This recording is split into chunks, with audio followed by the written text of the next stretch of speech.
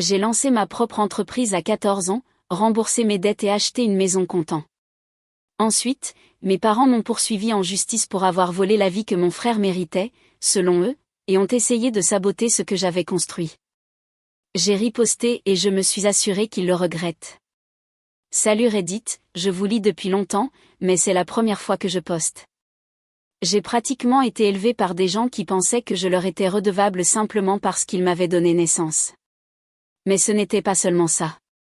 Prenez de quoi grignoter et profitez de ce sacré bordel qu'est mon histoire. Je m'appelle Vincent, 30 ans, un homme. Grandir à Saint-Étienne, c'était aussi passionnant que de regarder la peinture sécher. La ville s'était construite autour d'usines manufacturières qui périclitaient depuis avant ma naissance. Au moment où je suis entré au lycée, la moitié des usines avaient fermé et l'autre moitié tenait à peine le coup. Mon père faisait de la maintenance dans l'une des dernières usines, rentrant à la maison avec du cambouis sous les ongles et se plaignant de la suppression des heures supplémentaires. Ma mère travaillait à temps partiel comme caissière dans un supermarché, surtout pour la réduction accordée aux employés. L'argent était toujours un problème. Les factures s'empilaient sur le comptoir de la cuisine. Les avis de retard se mélangeaient aux publicités. Le câble était coupé tous les quelques mois jusqu'à ce que quelqu'un se souvienne de payer. Et puis il y avait Adrien, mon frère aîné de 2 ans. L'enfant roi, capitaine de l'équipe de foot junior, populaire auprès des bonnes personnes. Il savait toujours exactement quoi dire pour faire sourire nos parents. La comparaison a commencé tôt. Pourquoi ne peux-tu pas être plus comme Adrien ? C'était littéralement la bande originale de mon enfance. Papa le disait quand je ramenais une mauvaise note. Maman le disait quand j'oubliais de sortir la poubelle. Adrien le disait juste pour être un connard. J'étais différent, pourtant. Alors que les autres gamins étaient obsédés par le sport ou les histoires de lycée, je démontais de vieux appareils électroniques pour essayer de comprendre comment ils fonctionnaient. Ça ne me rendait pas populaire à la maison. Papa me lançait ce regard quand il me trouvait entouré de tripes de radio cassées sur la table de la cuisine, comme si je l'avais personnellement déçu rien qu'en existant. Le seul endroit où je ne me sentais pas comme une perte d'espace, c'était l'atelier de technologie et la salle informatique. Monsieur Delacroix, le prof de techno, comprenait vraiment le truc. Il me laissait rester après les cours pour travailler sur des projets, m'apprenant la soudure propre et le dépannage électrique. Mon cousin Félix était le seul membre de la famille qui me traitait décemment. Il avait 1 an de plus, travaillait au garage auto de son père et avait cette façon de rendre tout moins grave que ça ne l'était. Quand les dîners de famille devenaient tendus, Félix sortait une blague qui faisait redescendre la pression sans qu'il se fasse engueuler. Ce gosse savait comment gérer une assemblée. Tout a changé un jeudi en rentrant de l'école. Notre voisin, Monsieur Kowalski, sortait des trucs sur le trottoir pour les encombrants, et posé juste là, il y avait ce vieux système de caisse enregistreuse de sa quincaillerie. Le truc était antique, probablement du début des années 2000, mais la structure était bonne. J'ai demandé si je pouvais l'avoir. Il a ri et a dit que le réparateur voulait 300 balles pour le fixer. Plus simple d'en acheter un neuf. Il m'a dit de le prendre si je voulais, tant que ça débarrassait son trottoir. Ce système de caisse est devenu tout mon univers le mois suivant.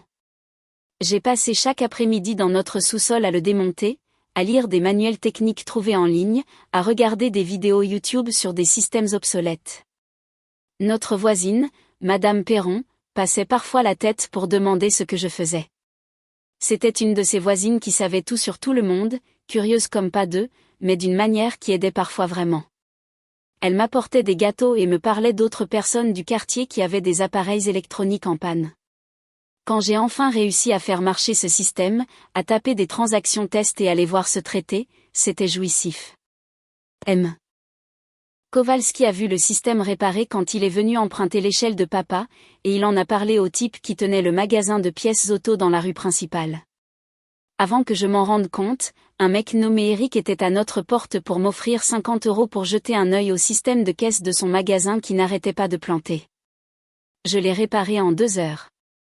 Un simple problème logiciel, une base de données corrompue qu'il fallait reconstruire. Eric m'a regardé travailler, a posé des questions sur ce que je faisais. Quand j'ai fini, il m'a tendu 75 € au lieu des 50 convenus. Tu m'as expliqué le truc, donc j'ai vraiment compris ce qui n'allait pas, ça vaut quelque chose. Les nouvelles vont vite dans une petite ville. En un mois, le propriétaire d'un magasin de matériaux pour entrepreneurs me demandait si je pouvais lui installer un système d'inventaire. Ensuite, un garage voulait de l'aide pour moderniser son suivi de pièces. C'étaient tous des commerces ouvriers fonctionnant sur du matériel antique à peine fonctionnel. Ils ne pouvaient pas se payer les grosses solutions d'entreprise qui coûtaient des milliers d'euros. Mais ils payaient volontiers un ado quelques centaines d'euros pour maintenir leur système en marche. J'ai installé mon atelier dans notre sous-sol, récupéré un établi dans un vide-grenier, organisé mes outils, commencé à garder des pièces de rechange de systèmes cassés. À 15 ans, je gagnais pas mal d'argent. Assez pour ramener 300 ou 400 euros par semaine. La réaction de mes parents était prévisible. Papa se plaignait que mon équipement prenait de la place au sous-sol. Peu importe que l'espace ait été vide avant. Mais quand j'ai ramené 600 euros ce premier mois, soudainement, ils étaient intéressés. Maman en a pris la moitié, a dit que je devais contribuer au ménage, commencer à payer ma part. J'avais 15 ans, j'étais encore un gosse, mais discuter ne menait nulle part. Alors, j'ai commencé à tenir 2 comptabilités. Ils pouvaient prendre leur part sur ce que je leur montrais. Le reste allait dans un coffre caché derrière le chauffe-eau. Pendant ce temps, Adrien a eu un nouvel ordinateur portable pour la fac. Il avait de l'argent pour l'essence dès qu'il demandait. Son équipement de foot était payé sans que personne ne sourcille. Mon entreprise, c'était juste une phase qui me passerait, selon papa. Mais ça continuait de grandir. Magasin de pièces auto, quincaillerie, petits fournisseurs de matériaux, ils avaient tous les mêmes problèmes. Des systèmes qui marchaient à peine. Pas de vrai suivi d'inventaire, tout fait sur papier ou sur des ordinateurs préhistoriques. J'ai commencé à construire des solutions sur mesure pour eux. Des systèmes de caisse simples avec une gestion de stock basique, fiable et pas cher. À 16 ans, je gagnais plus que ce que le temps partiel de maman rapportait. J'avais embauché Félix pour m'aider avec les installations. Le gamin était doué de ses mains et pouvait parler aux clients sans avoir l'air d'un robot. On partageait les contrats 70 à 30 et il était content d'avoir de l'argent de poche pendant que je construisais quelque chose de réel. C'est là que j'ai fait l'erreur de ramener un chèque plus gros que d'habitude. 900 euros pour l'installation d'un système chez un fournisseur de plomberie. Je l'ai montré à mes parents au dîner, cherchant probablement une forme de reconnaissance ou quoi que ce soit. Les yeux de papa se sont écarquillés. Le lendemain, il m'a assis avec ce regard sérieux et m'a expliqué que maintenant que je gagnais du vrai argent, je devais commencer à payer un loyer, 400 euros par mois, pour une chambre dans une maison dont ils étaient déjà propriétaires. Dans l'esprit de mes parents, je leur étais redevable d'avoir existé dans leur maison pendant 16 ans. C'est devenu le modèle. Plus je gagnais, plus ils prenaient. Ça a commencé comme un loyer, puis c'est devenu des contributions au ménage, puis c'est devenu tout ce dont ils avaient besoin ce mois-là. Adrien avait besoin de livres pour sa prépa? Ça venait de la poche de Vincent. La voiture a besoin de nouveaux pneus? Vincent s'en occupe. J'ai appris très vite que dans notre maison, il y avait 2 standards. Celui d'Adrien, où tout lui était servi sur un plateau, et le mien, où tout m'était pris. Le vrai réveil, ça a été juste après mon 17e anniversaire. Un relevé de carte de crédit est arrivé par la poste. Mon nom dessus, un compte que je n'avais jamais ouvert. Puis un autre. 3 cartes différentes, tout au plafond. 28 000 euros de dette à mon nom. Je me suis assis sur mon lit en fixant les chiffres, calculant combien de temps il me faudrait au SMIC pour rembourser ça. La réponse m'a donné envie de vomir. Je les ai coincés dans le salon, j'ai jeté les relevés sur la table basse. Maman n'a même pas essayé de nier. Elle a juste dit qu'Adrien avait besoin d'une voiture pour la fac et qu'il devait réparer le toit. Elle a dit que mon entreprise nous avait donné un bon dossier de crédit, alors ils l'ont utilisé. Vous avez volé mon identité. Papa a à peine levé les yeux de la télé. Ne sois pas dramatique. C'est l'argent de la famille de toute façon. Tu vis ici gratuitement depuis des années. Je vous paie 4 cents par mois depuis 1 an, et maintenant vous allez payer plus. Vois ça comme ta contribution à l'avenir de ton frère. Ce soir-là, j'ai réalisé qu'ils ne me voyaient pas comme leur fils. Ils me voyaient comme une ressource. Et Adrien, il est passé devant ma chambre plus tard cette nuit-là, s'est arrêté dans l'encadrement de la porte avec ce petit sourire en coin. Merci pour la voiture, petit frère. C'est là que j'ai su que je devais partir. J'ai appelé Félix le lendemain matin, je l'ai retrouvé au café routier à la sortie de la ville. J'ai étalé les relevés de crédit entre nous sur la table, juste à côté du café brûlé et des croissants rassis. Félix a regardé les chiffres, puis moi. Putain de merde, Vincent. C'est carrément de l'usurpation d'identité. Ce sont mes parents. On s'en fout. C'est illégal au possible. Félix m'a mis en contact avec une amie de sa mère, une avocate nommée Marlène, qui prenait parfois des dossiers pro bono. Elle a tout examiné et m'a exposé mes options. Porteur plainte au pénal ou demander l'émancipation légale. Je ne pouvais pas me résoudre à porter plainte. Malgré tout, c'étaient mes parents. Mais l'émancipation me séparerait légalement d'eux avant mes 18 ans. Couperait tout leur contrôle sur mes finances. Monter le dossier a pris 3 mois. On a tout documenté. Les cartes de crédit non autorisées, les relevés bancaires montrant des revenus d'entreprise constants, des enregistrements que j'avais faits de conversations où mes parents discutaient nonchalamment d'utiliser mes gains, j'ai même tracé chaque euro que j'avais contribué aux dépenses du ménage. Le plus dur n'était pas de rassembler les preuves. C'était d'accepter que je faisais vraiment ça. Ma décision s'est solidifiée quand j'ai surpris maman en train de faire une demande pour une 4e carte de crédit en ligne, utilisant mon numéro de sécu comme si c'était le sien. Elle n'a même pas essayé de le cacher quand je suis entrée. Elle a juste fermé l'ordinateur portable et m'a dit de me mêler de mes affaires. Le jour où ils ont reçu la convocation, la maison s'est transformée en zone de guerre. Le visage de papa est devenu violet. Il a commencé à hurler à la trahison et à tout ce qu'ils avaient sacrifié. Adrien restait là à secouer la tête comme si j'étais le salaud. « Comment peux-tu nous faire ça ?» a demandé maman, les larmes coulant. Une performance très convaincante. « Je ne vous fais rien. Je me protège. Nous sommes ta famille. » Adrien a dit, « La famille prend soin les uns des autres. » Marrant, je ne me sens pas très pris en charge. J'ai emménagé chez Bruno Delacroix pendant les 3 semaines avant l'audience.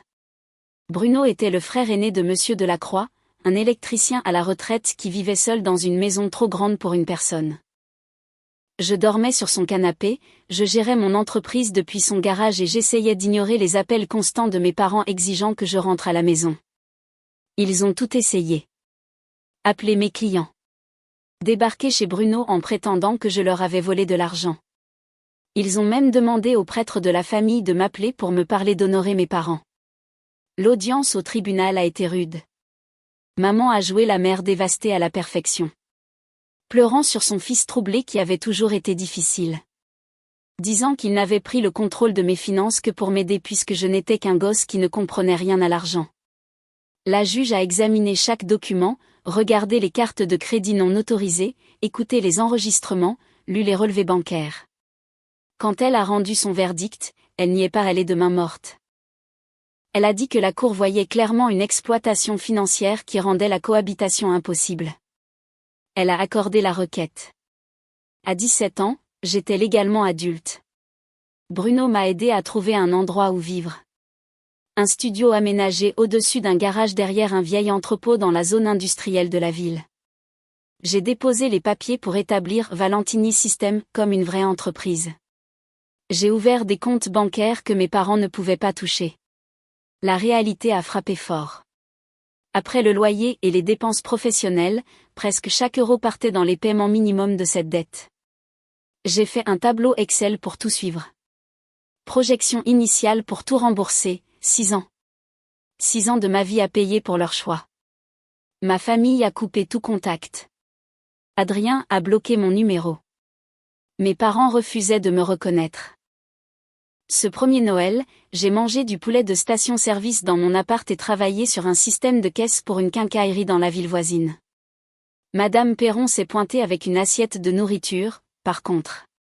Elle avait réussi à trouver où je vivais.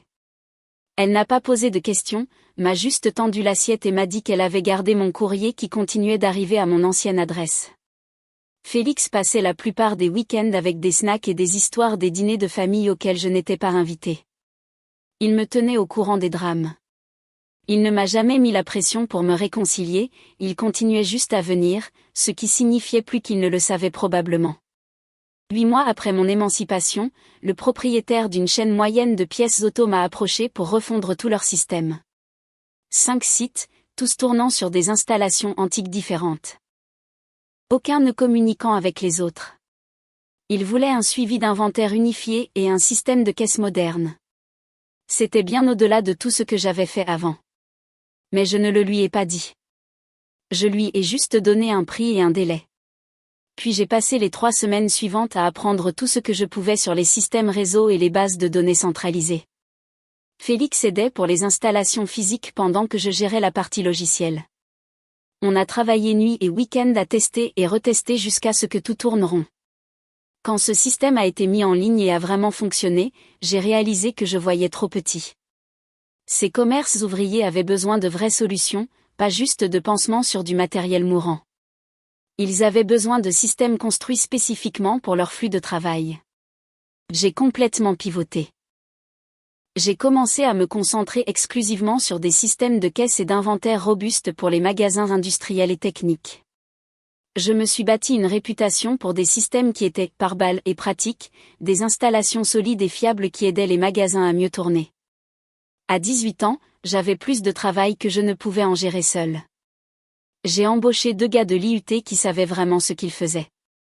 J'ai déménagé l'opération de mon studio garage vers un vrai local commercial que je louais au même propriétaire d'entrepôt. L'un d'eux, Maxime, avait travaillé dans la vente et connaissait les points faibles.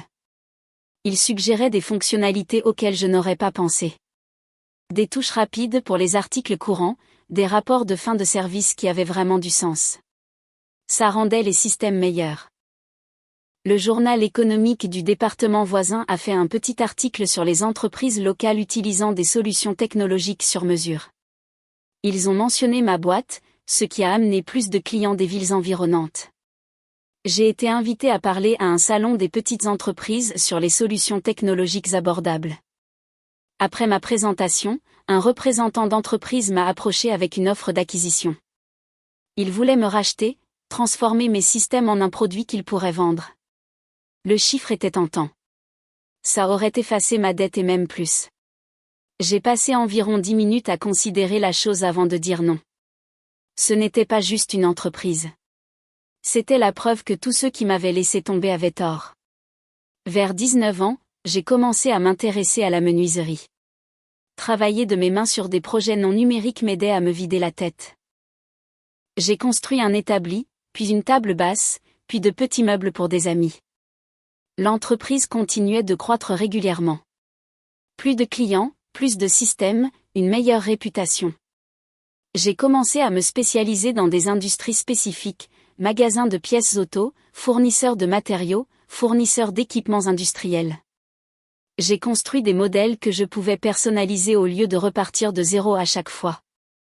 À 20 ans, j'avais ajouté le suivi d'inventaire de véhicules pour les parcs de voitures d'occasion à mes services, puis étendu au suivi de location d'équipements pour les loueurs d'outillage.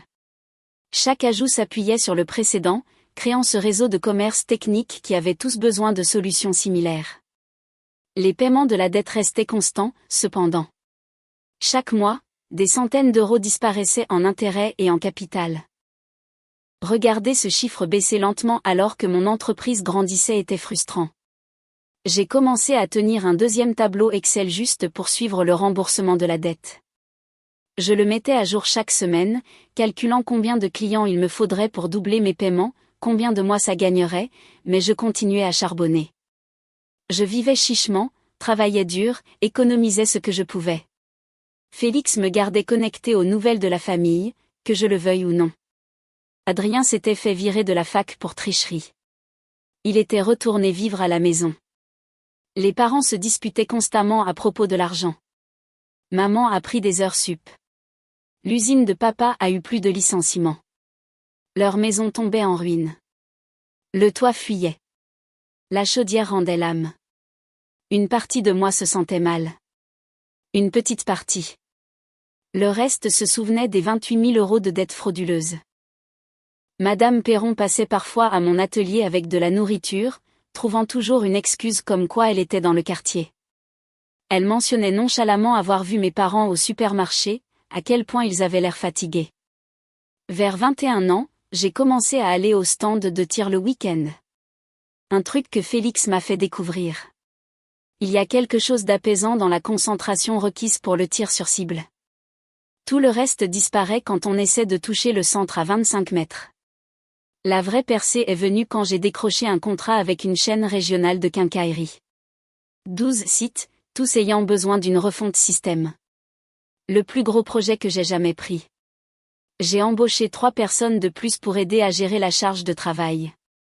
J'ai loué un espace d'atelier supplémentaire. Ce projet a mis Valentini System sur la carte au niveau régional. Au moment de mes 22 ans, j'avais une base de clients solides, des revenus fiables et une réputation de construire des systèmes qui marchaient vraiment. Ce n'était toujours pas ce que la plupart des gens appelleraient un succès éclatant. Mais je faisais tourner la boutique, je construisais quelque chose de réel, et je le faisais entièrement par moi-même. La dette a finalement atteint zéro environ un mois après mon 23e anniversaire. 6 ans de labeur, à vivre à l'économie, à diriger chaque euro supplémentaire vers ses paiements. Le jour où j'ai fait ce paiement final, je me suis assis dans mon appart en fixant l'écran de confirmation. Compte soldé. J'ai ressenti ce vide bizarre, comme si j'avais été focalisé sur cet objectif si longtemps que le finir me laissait sans direction. Félix est passé ce soir-là avec des plats à emporter. Alors, et maintenant, a-t-il demandé. Maintenant, je décide ce que je veux vraiment au lieu de juste survivre. La dette effacée, j'ai commencé à penser à plus long terme. J'ai fait mon premier vrai investissement. J'ai acheté un duplex qui avait besoin de travaux. J'ai passé 6 mois à le retaper sur mon temps libre, puis j'ai loué les 2 unités.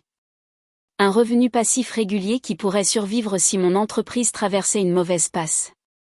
J'ai commencé à regarder des propriétés pour y vivre vraiment. Pendant 6 ans après l'émancipation, le contact familial était pratiquement nul. Juste les mises à jour de Félix sur les désastres en cours à la maison. La dysfonction habituelle. Puis l'invitation est arrivée. Enveloppe simple, carte imprimée. Vous êtes invité à célébrer le départ en retraite de Léonard Valentini. Je l'ai fixé pendant une bonne heure. Papa prenait sa retraite de l'usine et apparemment, il voulait que je sois là pour fêter ça. Félix a appelé le jour même. Tu as reçu l'invitation ? Ouais. Tu y vas ? Pas décidé. Maman demandait si je pensais que tu viendrais. Ça a l'air important pour eux. Quelque chose ne collait pas. Contre tout instinct me disant que c'était une mauvaise idée, j'ai répondu présent. La fête de retraite était à la salle des fêtes de Saint-Étienne. Rien de chic, juste la configuration standard de retraite. Mauvais café, gâteau industriel. Un diaporama de la carrière de papa que personne ne regardait vraiment. Entrer là-dedans semblait irréel. Des visages familiers de mon enfance, tous me regardant avec divers degrés de surprise. Les conversations se sont tues quand je suis entrée. Mes parents se sont approchés ensemble. Papa avait pris un coup de vieux, plus de gris, plus de poids autour du ventre, les épaules voûtées en permanence par des années de travail physique.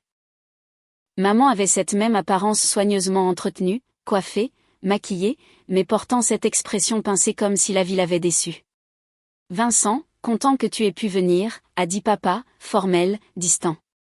Félicitations pour la retraite. Adrien est resté en retrait au début, puis est venu avec ce faux sourire plaqué. Petit frère, ça fait un bail. J'ai entendu dire que ta petite affaire marche bien. Ça paie les factures. Ils m'ont présenté aux collègues de papa comme notre autre fils qui travaille dans l'informatique. Tout au long de la soirée, j'ai gardé mes distances, fait la conversation avec des gens dont je me souvenais à peine tout en observant la dynamique. Quelque chose clochait. La fête semblait plus chère qu'elle n'aurait dû l'être pour la retraite d'un ouvrier. Près du buffet, j'ai entendu mon oncle parler à l'un des anciens collègues de papa. Maintenant que Vincent est de retour dans le tableau, Léonard espère un peu d'aide. Le gamin a bien réussi. Il est temps qu'il prenne ses responsabilités pour la famille. Plus tard, en attrapant des bribes de conversation. Des projets pour un gros camping-car que papa aurait soi-disant acheté. Maman mentionnant une croisière qu'ils avaient réservée. Adrien lâchant nonchalamment qu'il venait de verser un acompte pour un appart en ville. Rien de tout cela n'avait de sens. Madame Perron était là aussi. Elle s'est glissée près de moi à un moment donné, tenant une assiette de ses tristes petits fours. Fête intéressante, a-t-elle dit. Beaucoup de choix coûteux pour quelqu'un qui prend sa retraite de l'usine. J'ai remarqué aussi. Tes parents ont dit aux gens que tu réussissais très bien. Très bien même. La façon dont elle l'a dit indiquait clairement qu'elle me mettait en garde contre quelque chose. En rentrant à mon appart ce soir-là, je ne pouvais pas me défaire du sentiment que quelque chose se tramait. L'invitation soudaine après des années de silence, la fête coûteuse, les mentions décontractées de ma réussite à tout le monde là-bas, ça sentait mauvais. Puis 4 semaines plus tard, alors que papa profitait soi-disant de sa nouvelle retraite, un coursier a livré des papiers à mon atelier. Une plainte légale. Léonard Valentini, Marlène Valentini, ma mère, pas l'avocate, et Adrien Valentini comme plaignant, moi comme défendeur. Il me poursuivait pour compensation, prétendant que mon succès s'était construit sur le soutien précoce et les ressources fournies par la famille, exigeant 35% de la propriété de Valentini System, plus 150 000 € de dommages pour détresse émotionnelle et opportunités perdues. La déclaration d'Adrien prétendait que j'avais volé des opportunités commerciales qui auraient dû être les siennes, que nos parents avaient investi en moi alors qu'ils n'avaient rien reçu, que je devais à la famille des années de logement et de soutien. En lisant page après page de conneries fabriquées, la fête de retraite a soudainement pris tout son sens. C'était un coup monté. Créer un récit de réunion familiale, s'assurer que les gens nous voient ensemble, rassembler des informations sur mon entreprise avant de lancer leur attaque. J'ai appelé mon avocat d'affaires, Julien, et lui ai tout transféré immédiatement. Sa réponse après avoir examiné la plainte, c'est de la fiction créative. Ils prétendent avoir fourni un soutien critique précoce pour le développement de ton entreprise. Ils m'ont volé, ont ouvert des crédits à mon nom et m'ont laissé avec la dette. Je sais. On a tout ça documenté depuis ton dossier d'émancipation. Leurs réclamations sont bidons, mais on doit prendre ça au sérieux. Les procès familiaux deviennent vite moches. J'ai assemblé une équipe juridique en 3 jours. Julien la dirigeait. J'ai fait venir Marlène, qui avait géré mon émancipation. Leur évaluation était mitigée. Légalement, les réclamations de ma famille ne valaient rien. J'avais été émancipée spécifiquement à cause de l'exploitation financière. Tout était minutieusement documenté. Mais ils ne cherchaient pas une victoire légale. Ils voulaient un règlement à l'amiable, pariant sur le fait que je les paierais pour éviter les tracas et les dommages potentiels à la réputation de mon entreprise. Cette réalisation m'a mis en colère. J'ai dit à mon équipe de se battre jusqu'au bout. Sans compter à la dépense. Alors que le processus légal commençait, nous avons découvert à quel point ils avaient été calculateurs. Grâce à la procédure de communication des pièces, on a appris qu'ils surveillaient mon entreprise depuis des années. Adrien avait créé de faux profils LinkedIn pour se connecter avec mes clients, rassemblant des informations sur les projets et les revenus. Mes parents posaient des questions à Félix sur mon entreprise chaque fois qu'il leur rendait visite, lui tirant les vers du nez pour des détails. Le plus troublant était la preuve que quelqu'un avait tenté d'accéder au compte bancaire de mon entreprise en utilisant les réponses aux questions de sécurité. Des questions sur mon enfance que seule la famille pouvait connaître. Notre informaticien a tracé les tentatives jusqu'à une adresse IP qui correspondait au fournisseur d'accès Internet de mes parents. Les implications de sécurité étaient assez graves pour que je mette en place des protections renforcées partout. J'ai changé chaque question de sécurité pour des réponses qui n'avaient rien à voir avec ma véritable histoire.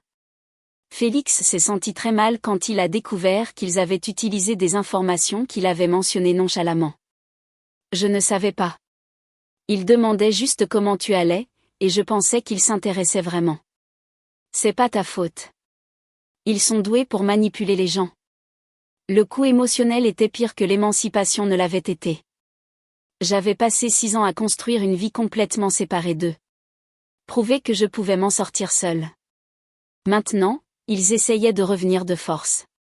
Pas parce qu'ils tenaient à moi, mais parce qu'ils voyaient de l'argent qu'ils pensaient mériter. J'ai commencé à passer plus de temps au stand de tir. Quelque chose dans la concentration requise m'aidait à faire le vide. Félix me rejoignait la plupart des week-ends et on brûlait des munitions en évitant de parler du procès. Le procès est devenu semi-public rapidement. Quelques clients ont posé des questions, inquiets pour la stabilité. J'ai dû les rassurer plusieurs fois que ça n'affecterait pas leur service. La phase de découverte a révélé la véritable histoire. Des emails entre mes parents et Adrien remontant à presque 2 ans, complotant comment reprendre contact avec moi spécifiquement pour poursuivre des réclamations financières. Maman avait gardé des articles sur mon entreprise, fait des captures d'écran de posts sur les réseaux sociaux. Adrien avait créé un tableau détaillé estimant la valeur de ma société basé sur le nombre de clients et les moyennes de l'industrie. Ils avaient monté un dossier pendant des mois avant la fête de retraite. Pendant les dépositions, leur dossier s'est effondré. Interrogé sur le soutien spécifique qu'ils avaient fourni à mes débuts, papa a prétendu que me laisser utiliser le sous-sol et l'électricité étaient des contributions significatives. Maman a prétendu qu'elle avait soutenu émotionnellement mon travail. La déposition d'Adrien était presque divertissante. Quand on l'a pressé sur sa déclaration comme quoi j'avais volé des opportunités venant de lui, il n'a pas pu articuler quelles étaient ces opportunités. L'affaire est passée devant le juge Eldridge. Pendant les audiences, les témoignages de mes parents sont devenus plus désespérés. Papa a essayé de prétendre qu'il avait fourni un mentorat précoce crucial et des conseils commerciaux. Lors du contre-interrogatoire, il a admis que l'étendue de ce mentorat était de me dire de travailler plus dur. Le témoignage de maman s'est concentré sur l'investissement émotionnel et le sacrifice. Marlène a contré avec la dette de carte de crédit, l'exploitation financière documentée, le fait qu'ils m'avaient soutiré de l'argent depuis mes 15 ans. Quand on les a interrogés sur leurs achats récents, le camping-car, la croisière, l'acompte de l'appartement d'Adrien, papa a admis à contre-cœur qu'ils avaient contracté un prêt basé sur les fonds anticipés du règlement à l'amiable. Après 8 mois de manœuvres juridiques, le juge Eldridge a rendu sa décision.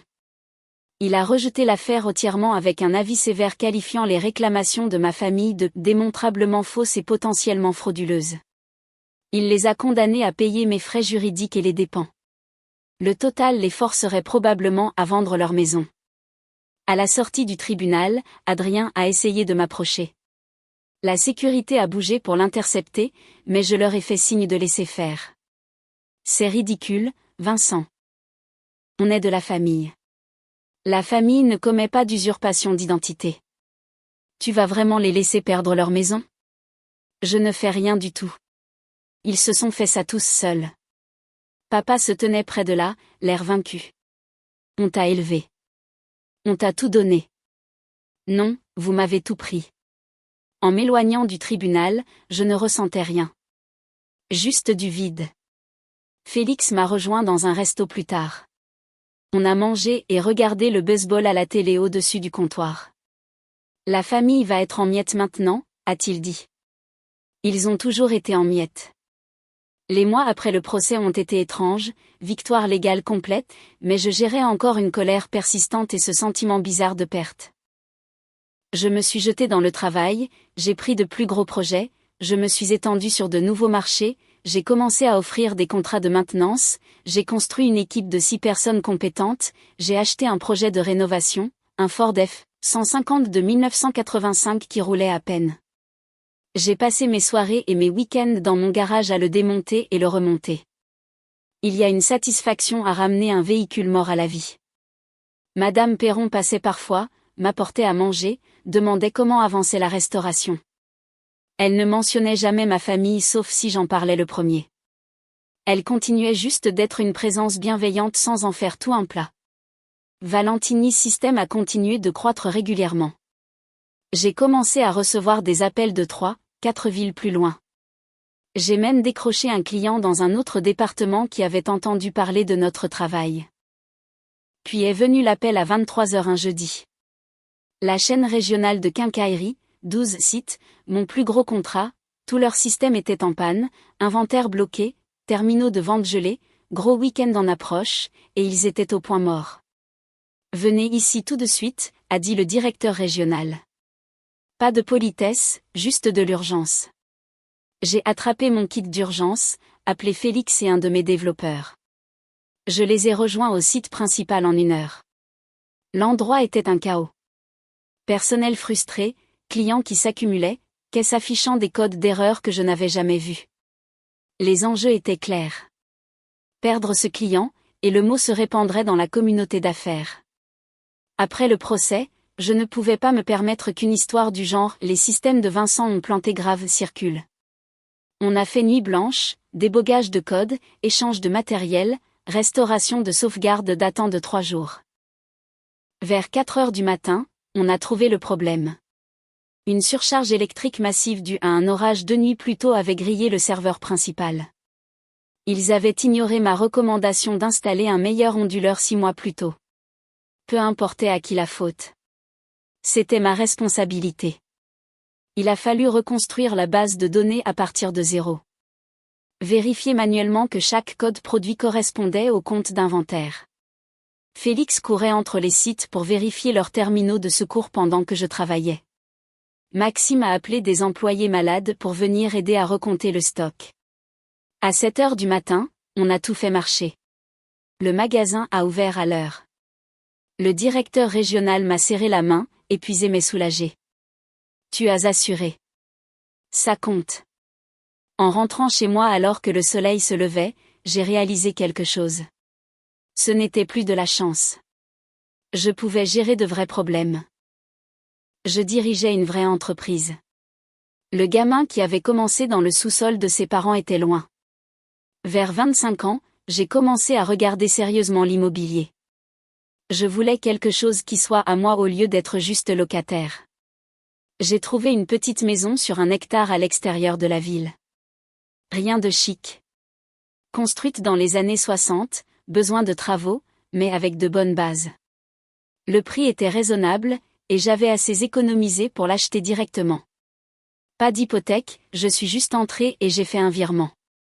J'ai passé 8 mois à la retaper. Félix m'aidait pour le gros œuvre.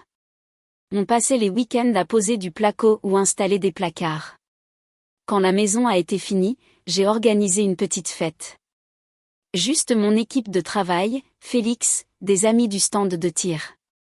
Madame Perron s'est pointée avec assez de nourriture pour nourrir 2 fois plus de monde. Debout sur ma terrasse arrière ce soir-là, j'ai ressenti quelque chose de nouveau. De la satisfaction peut-être, ou juste l'absence de stress constant. 2 ans après le procès, j'ai reçu un email d'Adrien. Son mariage avait implosé. L'appartement avait été saisi. Il était de retour chez nos parents qui avaient vendu leur maison et déménagé dans un appartement exigu. L'email ne demandait pas d'argent directement, disait juste qu'il réévaluait ses priorités et voulait crever l'abcès. Je l'ai ignoré. Félix m'a dit que la situation familiale était rude. L'argent de la retraite de papa avait fondu plus vite que prévu. Maman travaillait à temps plein de nouveau. 2 boulots maintenant.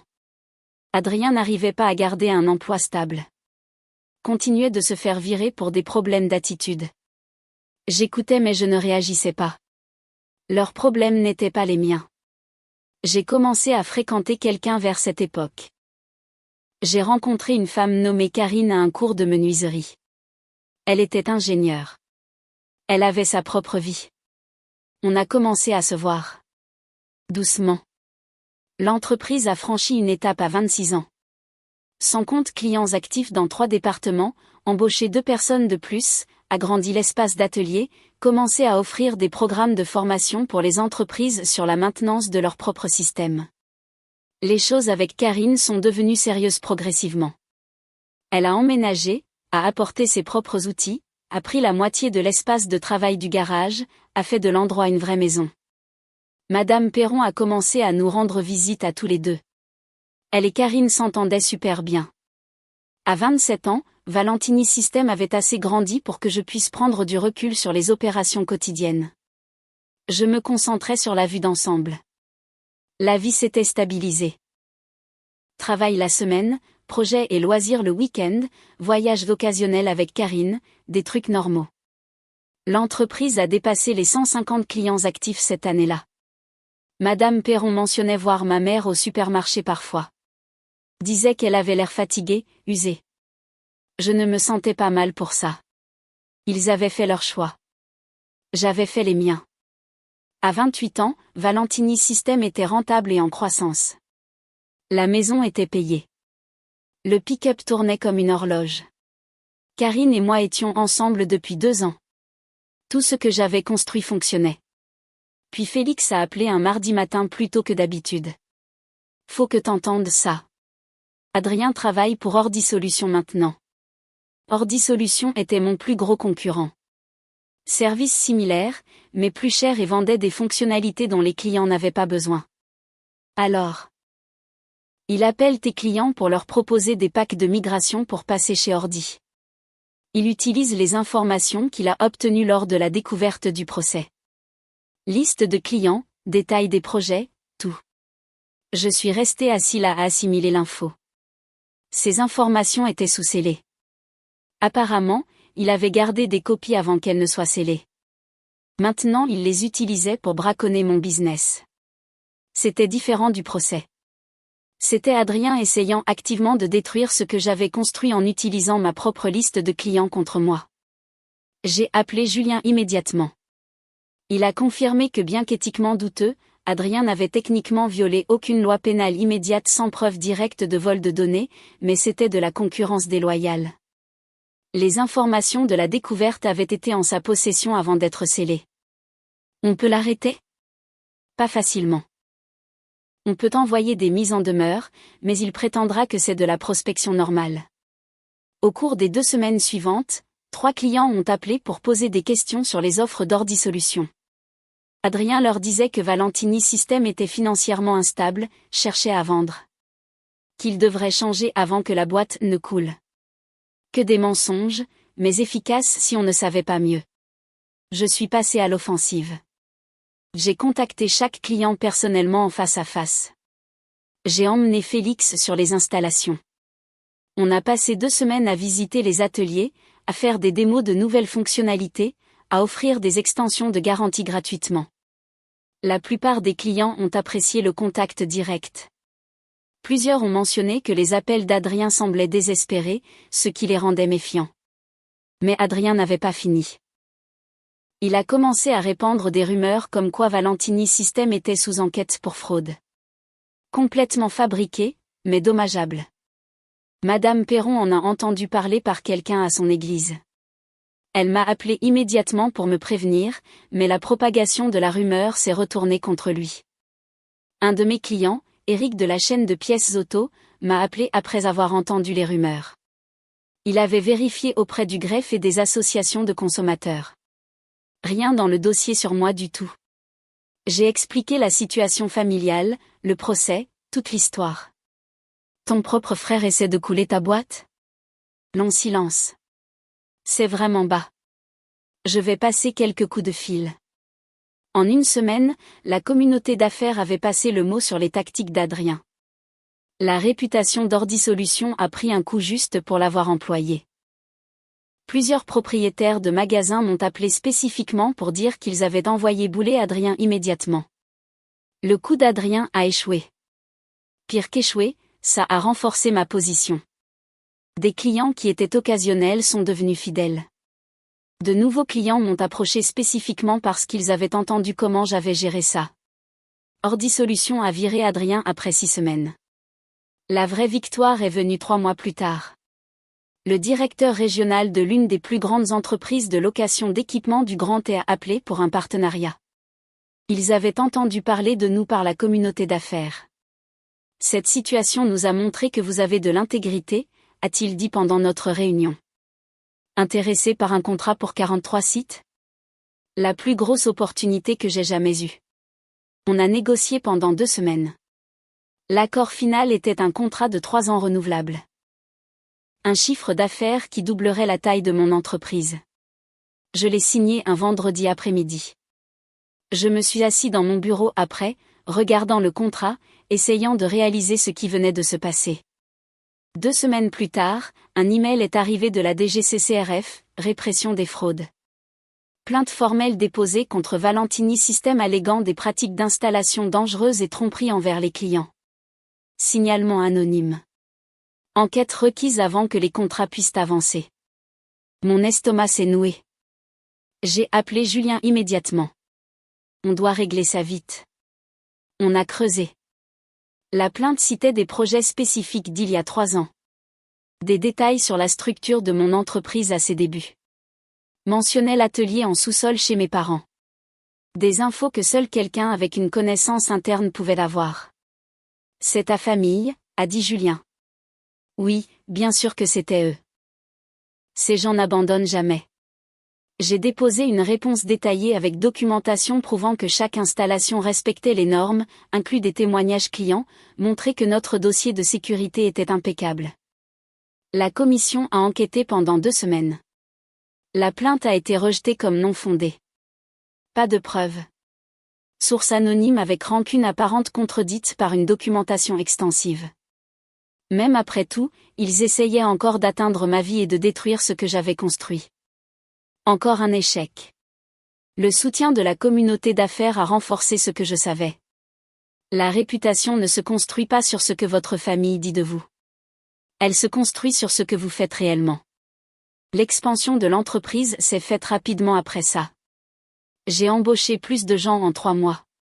Loué un espace d'atelier plus grand, puis acheté le bâtiment au lieu de louer. Ça avait du sens financièrement, et être propriétaire des murs semblait juste. J'ai fait de Félix un associé à peu près au même moment. 20% des parts. Il avait été là depuis le début. Il méritait une vraie part du gâteau. On a signé les papiers d'association dans un café. Juste nous deux. Ça arrive vraiment, a dit Félix. Ouais. J'aurais pas pu le faire sans toi. Bien sûr que si. Ça aurait juste pris plus longtemps. À 29 ans, on avait plus de 200 clients actifs dans 5 départements. L'entreprise que j'avais lancée dans le sous-sol de mes parents était devenue quelque chose de légitime, valant environ un demi-million avec des projections de croissance stables. Karine et moi nous sommes fiancés. Madame Perron a commencé à apporter des magazines de mariage. Félix m'a organisé un enterrement de vie de garçon tranquille. Juste pêche et pizza. Félix me donnait des nouvelles de la situation familiale de temps en temps. Adrien travaillait dans la vente au détail, vivait avec nos parents dans leur appart exigu. Les problèmes de santé de papa rendaient le travail impossible. Maman était épuisée par ses multiples boulots. Toute la situation était un désastre qu'ils avaient eux-mêmes créé. Je n'ai jamais repris contact, jamais réagi.